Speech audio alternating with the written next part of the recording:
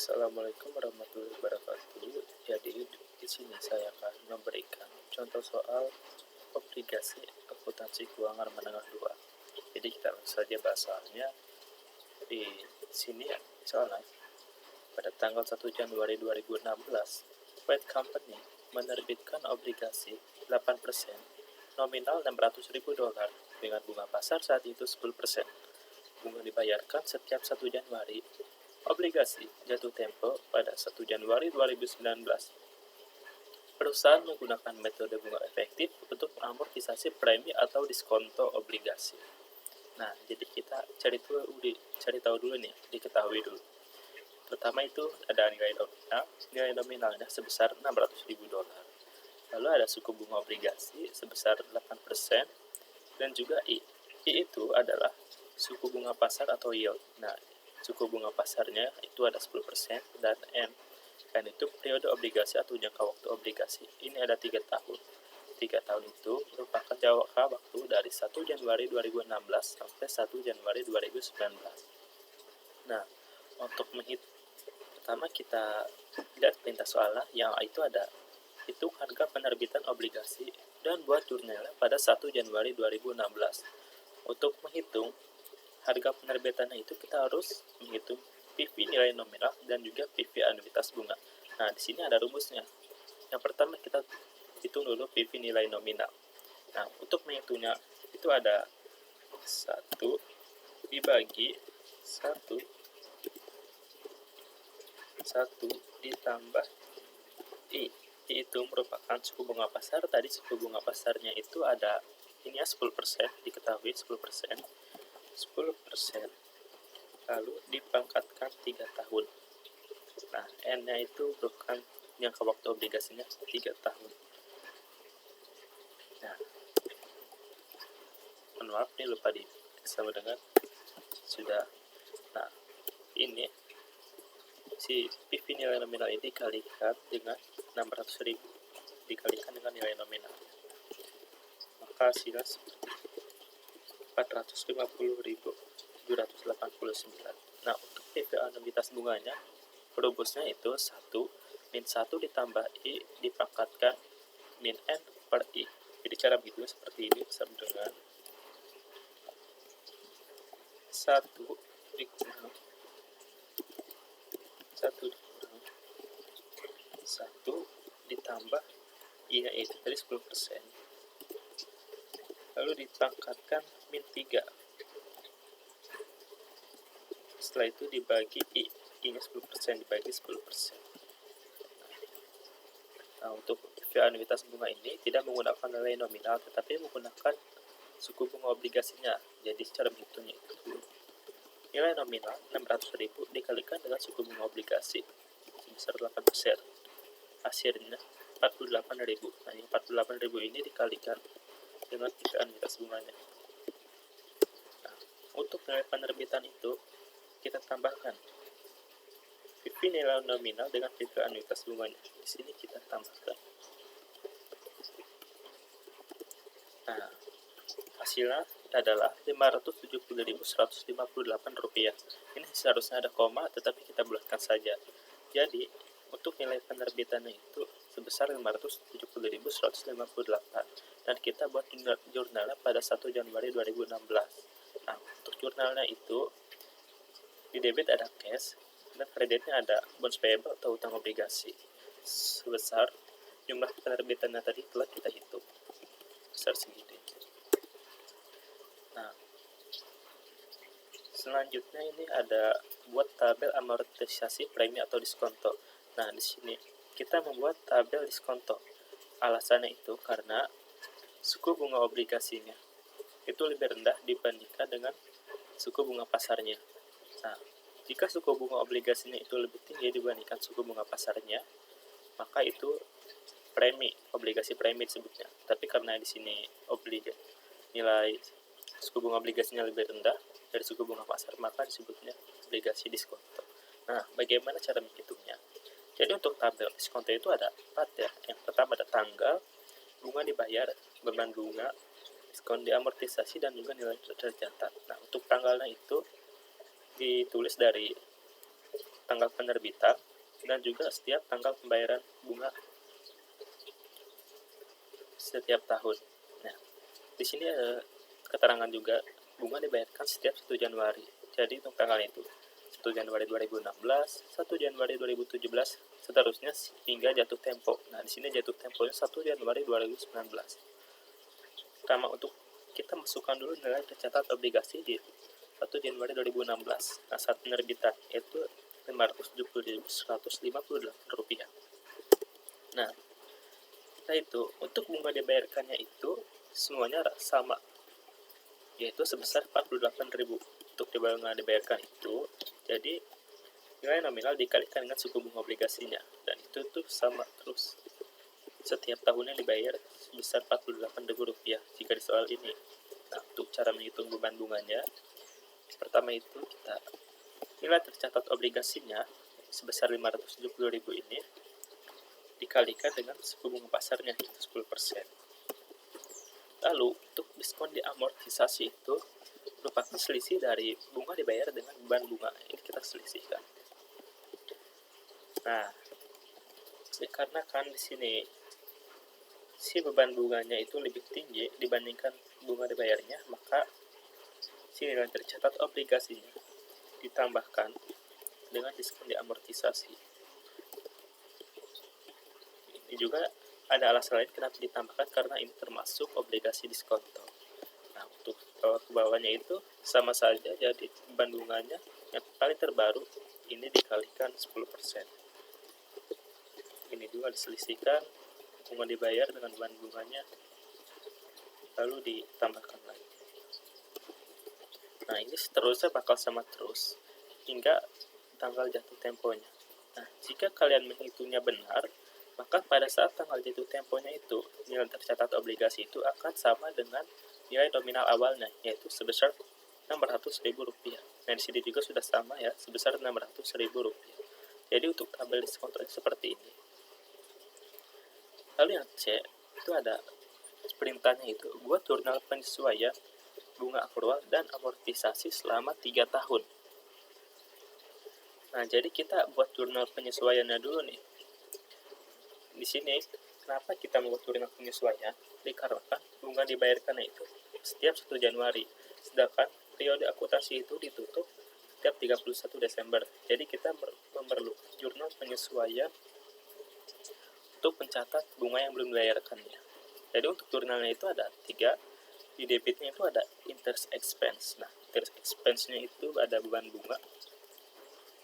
Di sini kita di jurnal itu setiap akhir tahun ya. Di sini untuk 31 Desember 2016, lalu ada bonds payable atau utang obligasinya sebesar diskon diamortisasi, dan interest payable-nya ini 48.000. Nah, untuk jurnalnya seperti ini saja. Nah, ada perbedaan di sini karena obligasi diskonto maka bonds payable-nya di sebelah kredit. Tapi jika ini obligasi premi, si bonds payable sebelah debit. Jadi untuk perbedaan antara obligasi premi dan diskonto. Nah, untuk setiap tahunnya itu jurnalnya akan sama. Jadi untuk nilainya itu kita tinggal ambil saja dari tabel diskontonya seperti ini. Interest expense-nya 57.917. Nah, sesuai dengan ini yang ada di tabel diskonto. Dan juga ini. Jadi sama ya, tinggal diambil dari tabel diskontonya saja untuk jurnal penyesuaiannya. Lalu yang D. Nah, D ini perintahnya buat jurnal pembayaran bunga selama 3 tahun. Nah, maksud selama 3 tahun ini jadi jurnal saat 1 Januari setiap bunga itu dibayarkan. Jadi jurnalnya itu tulis dulu tanggalnya itu 1 Januari 2017 untuk pembayaran bunga yang pertama. Nah, jurnal itu yang pertama kita interest payable.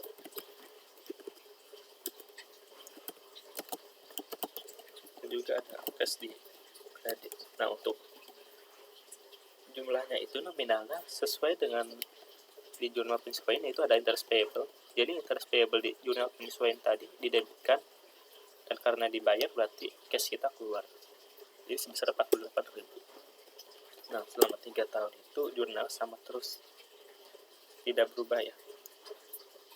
Sesuai dengan yang tabel diskonto, bunga dibayarnya selama 3 tahun, sama terus $48.000. Lalu yang terakhir, perintahnya itu buat jurnal pelunasan obligasi pada 1 Januari 2019. Nah, ini jurnal pelunasannya ketika si obligasi telah jatuh tempo. Tulis 1 Januari 2019. Nah, jurnal itu yang pertama ada accounts payable, karena telah jatuh tempo, jadi kita debitkan. Dan karena untuk membayarkan pelunasan, di kreditnya itu ada cash. Nah, ini sebesar bila tercatat obligasinya. Ini 1 Januari 2019 berarti 600.000.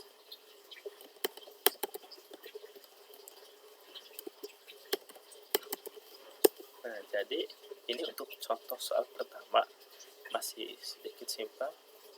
Mari kita ke soal selanjutnya.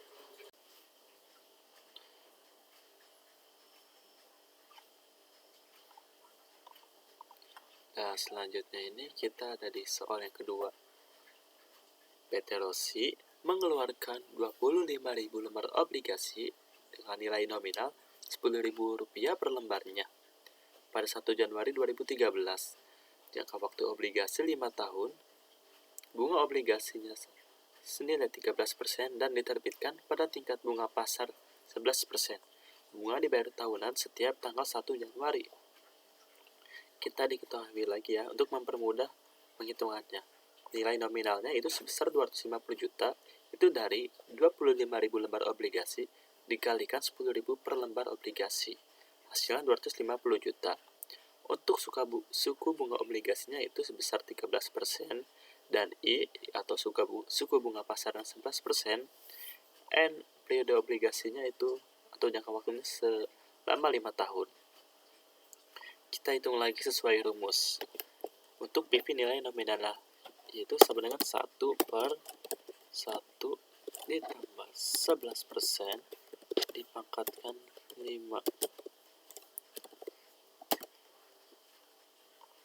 Nah, dikalikan dengan nilai nominalnya, hasilnya 148 juta sekian. Lalu untuk PV anuitas bunga sama dengan 1 min 1 ditambah 11% dipangkatkan min 5 lalu dibagi 11%. Oke, lalu dikalikan dengan nilai nominal dikali suku bunga obligasinya, yaitu 32.500.000. Ini dikalikan dengan PV anuitas bunganya, hasilnya 120 juta sekian. Dan untuk nilai penerbitannya yaitu sebesar 268.479.485 rupiah. Nah, untuk perintah pertama itu jurnal saat penerbitan obligasi 1 Januari 2013. Kita tulis jurnalnya seperti biasa, yaitu cash pada bonds payable sebesar nilai tadi yang telah kita hitung. Nah, di sini ada perbedaan. Di sini kita ada menggunakan obligasi premi dikarenakan suku bunga obligasinya lebih tinggi dibandingkan suku bunga pasar. Ada perbedaannya. Di sini jika obligasi premi itu nilai penerbitannya lebih tinggi dibandingkan nilai nominalnya. Nah, untuk perintah yang kedua, kita buat tabel amortisasinya. Nah, jika periode 5 tahun, maka untuk periodenya kita sampai ke tahun 2018. Nah, nilai tercatat kita masukkan dulu. Lalu di sini ada bunga dibayar. Bunga dibayarnya itu seperti biasa, semuanya sama, yaitu suku bunga obligasi dikalikan dengan nilai nominalnya. Semuanya sama ya, sampai ke bawah. Lalu untuk beban bunganya itu ini nilai tercatat dikali 11% atau dikali dengan suku bunga pasar. Nah, amortisasinya diselisihkan. Nah, di sini bisa dilihat jika obligasi premi itu si beban bunganya itu lebih rendah dibandingkan bunga dibayar. Oleh karena itu, nilai tercatatnya dikurangkan dengan amortisasi, jadi tadi tidak ditambah. Nah, ini semua sama ya dihitungnya. Nilai tercatat terbaru dikali 11%, lalu amortisasinya diselisihkan, nilai tercatatnya dikurangi amortisasi. Semuanya sama. Nah, jika kalian benar menghitungnya, maka pada saat tanggal jatuh tempo akan kembali lagi sebesar 250 juta sesuai dengan nilai nominalnya. Lalu untuk yang C perintahnya itu buat jurnal penyesuaian bunga akrual. Nah, pada tanggal 31 Desember 2013. Itu sama seperti tadi, yaitu interest expense.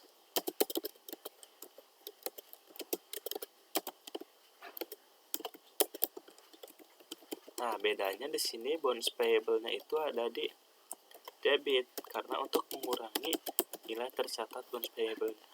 Dan di kredit itu ada interest payable. Untuk nilainya ini tinggal kita ambil dari tabel amortisasinya saja.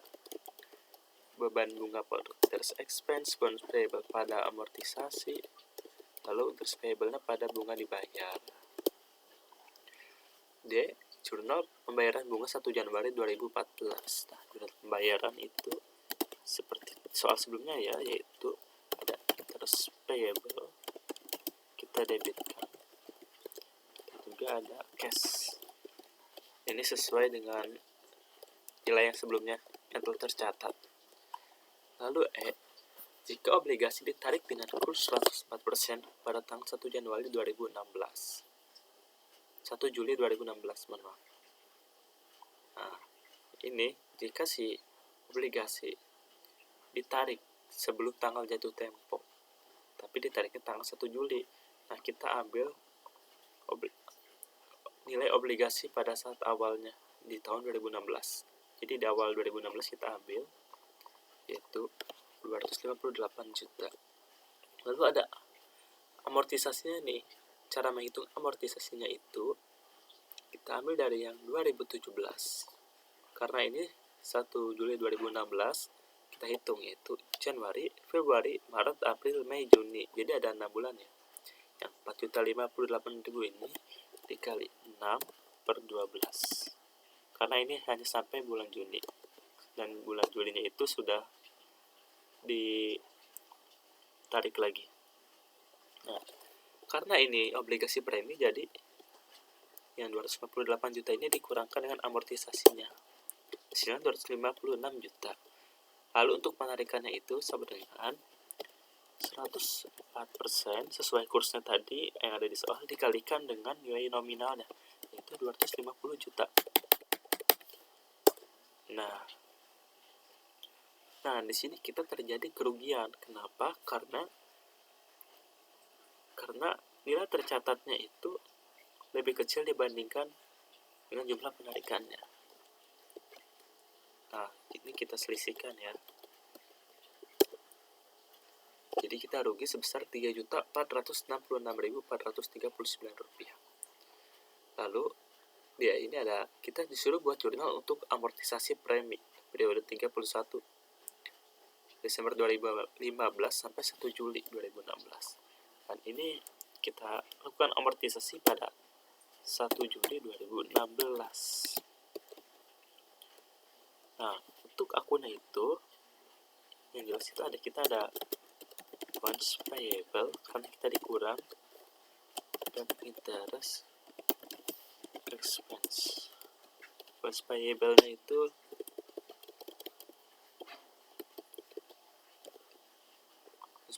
itu sebesar 2.029.000 sesuai dengan amortisasi yang telah tadi kita hitung.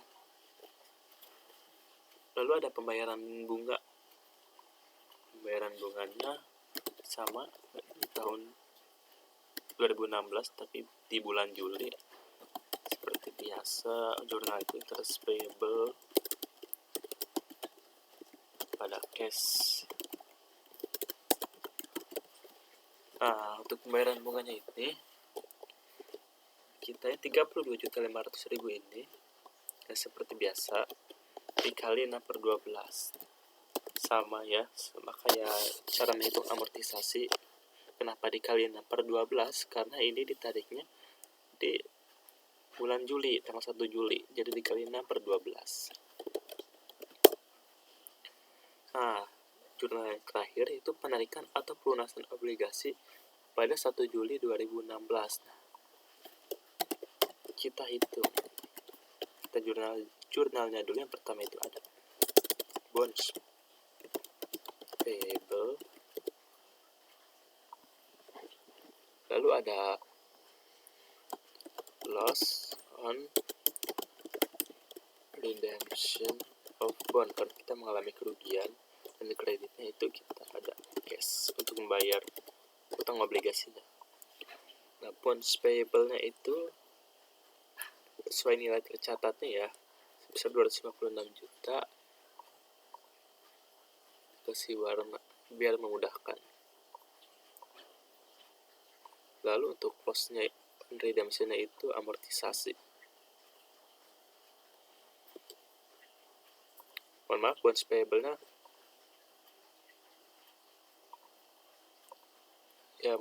bonds payable-nya benar tadi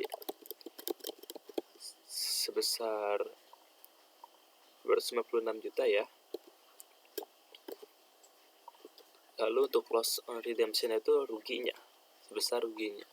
Ini kita beri tanda untuk ruginya. Dan terakhir untuk cash-nya itu sesuai dengan jumlah penarikan kursnya, 260 juta.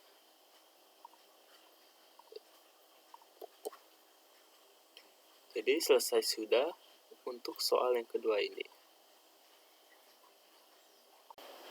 Baik, selanjutnya kita akan lanjut untuk soal yang terakhir.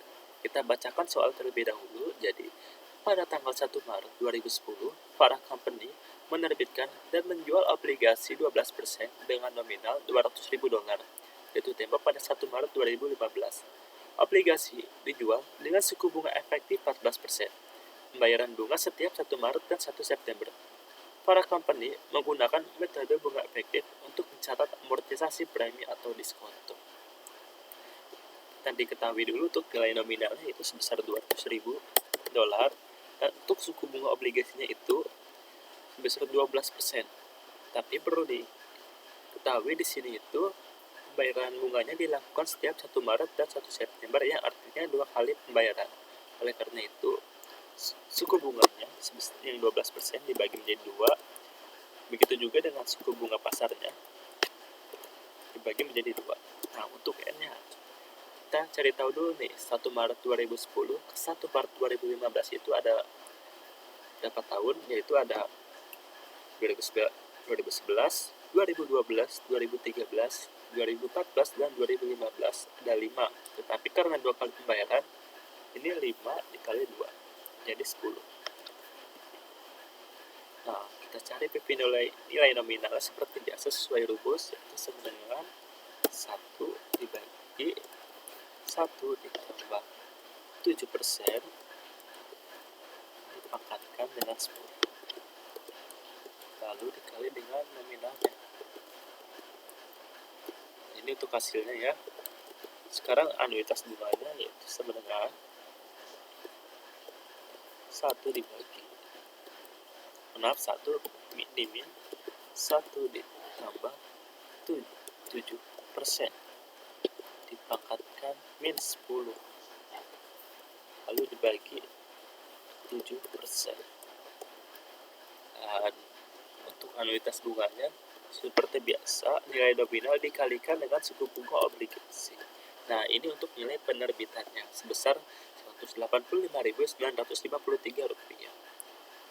Jurnal penerbitan obligasi 1 Maret 2010. Kita buat jurnalnya 1 Maret 2010. Pun cash pada bonds payable sesuai dengan jumlah yang telah kita tentukan sebelumnya. Lalu selanjutnya, perintah kedua itu dibuat schedule amortisasinya. Nah, perlu diingat lagi, dikarenakan suku bunga obligasinya lebih rendah dibandingkan suku bunga pasar, ini termasuk pada obligasi diskonto. Nah, untuk periodenya itu kita tulis 1 Maret 2010 untuk yang awal. Nah, untuk yang kedua itu bayaran kedua yaitu 1 September 2010. Bayaran ketiga 1 Maret 2011 dan itulah seterusnya sampai jatuh tempo yaitu pada tanggal 1 Maret 2015. Untuk nilai tercatatnya kita ambil dari sini.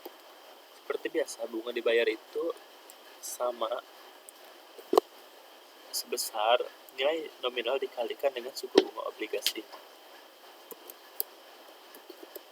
Jadi ini kita tinggal tarik saja karena sama semua untuk bunga dibayar dan beban bunganya nggak tercatat dikalikan dengan suku bunga pasar. Tapi yang terkecoh bukan yang 14%, tetapi 7% yang telah dibagi menjadi 2 karena ini 2 kali pembayaran.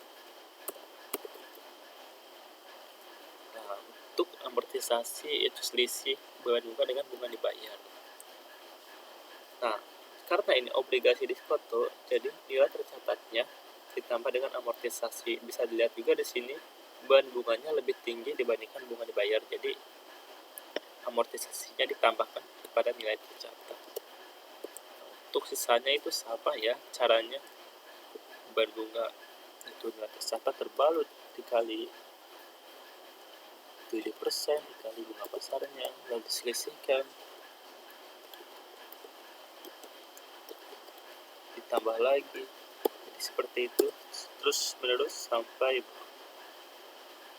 terakhir. Nah, jika kalian benar menghitungnya di tanggal jatuh tempo ini, nilainya akan sesuai dengan nilai nominalnya. Lalu perintah ketiga itu buat jurnal pembayaran bunga dan amortisasi premi atau diskonto 1 September 2010. Jadi kita bikin jurnal pembayaran. Untuk jurnal pembayarannya itu ada debit ada interest expense seperti biasa karena ada amortisasi juga. Lalu ada bonds payable.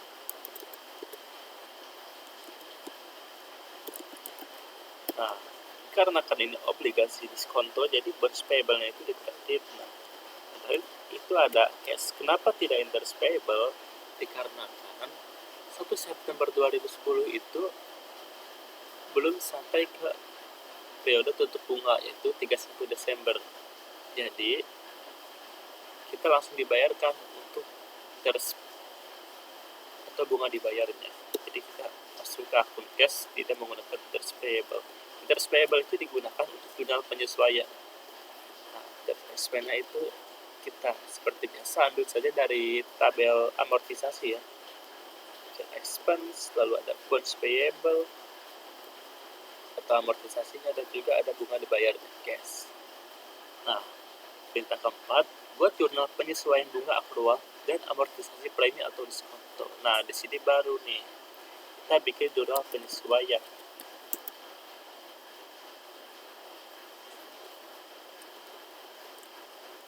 Untuk jurnalnya sama, tapi kita menggunakan interest payable.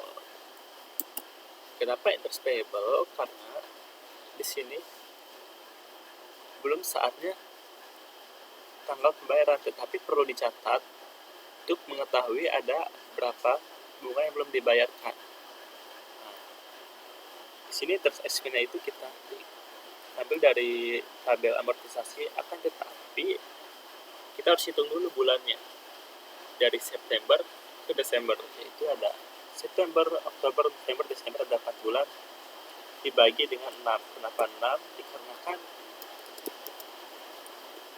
Dikarenakan ini dibayarkan 1 tahun 2 kali dan berarti 12 bulan dibagi 2 jadi 6 kali 4 per 6. Begitu juga dengan amortisasinya atau bonds payable-nya dikali 4 per 6, interest payable-nya pun sama atau bunga dibayar kali 4 per 6. Lalu untuk data yang kelima, jika obligasi ditarik dengan 102% pada tanggal 1 September 2012. Nah, ini mudah karena 1 September 2012 itu saatnya tanggal pembayaran, jadi pasti ada di tabel amortisasi. Kita lihat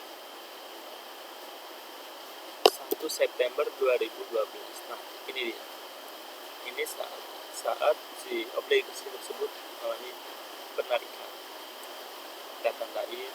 Nah, ini dia 191.800. Nah, untuk penarikannya seperti kalikan kursnya itu 102% dikali dengan nilai nominalnya, yaitu sebesar 200.000 dolar.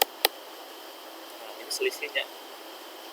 Kita mengalami kerugian sebesar 12.200 karena jumlah penarikannya itu lebih besar dibandingkan nilai tercatat.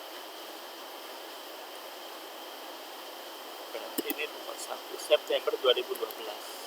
Bagaimana jurnalnya itu di debit ada bonds payable karena sudah selesai obligasinya kita lunasi, kita tarik, dan juga ada loss on redemption of bonds, yang artinya kerugian pada penarikan obligasi dan dikreditnya pada cash. Nah, bonds payable itu sebesar nilai tercatat, CP itu nilai tercatat ya, dan juga loss on redemption itu sebesar ruginya, dan cash besar jumlah penarikan kurs.